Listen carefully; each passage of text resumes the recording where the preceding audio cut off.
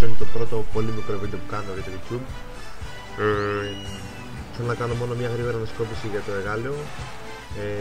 Ξεκινήσαμε πέρυσι με τις μεταγραφές στο περιφερειακό πρωτάθλημα, οι οποίες κατά μέσο όρο ήταν όλες αυτές εδώ.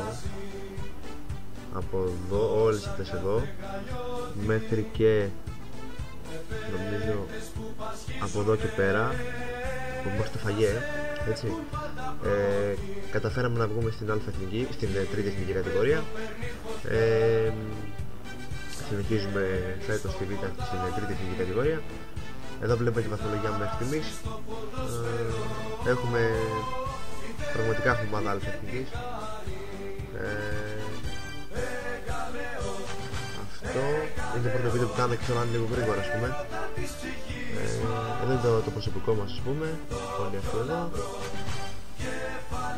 Από κάτω θα έχω το κανάλι μας στο YouTube, δηλαδή για το Twitch, όλα τα κανάλια θα είναι από κάτω. Να μπείτε μέσα και να μας βλέπετε στο live stream μας. Λοιπόν, αυτά. Λοιπόν, αυτό είναι το πρώτο βίντεο. Το άλλο θα είναι πιο χαλαρά. Αυτό τώρα βιάζουμε λίγο κιόλας. Λοιπόν, ευχαριστώ πολύ και θα τα πούμε. Να είστε καλά.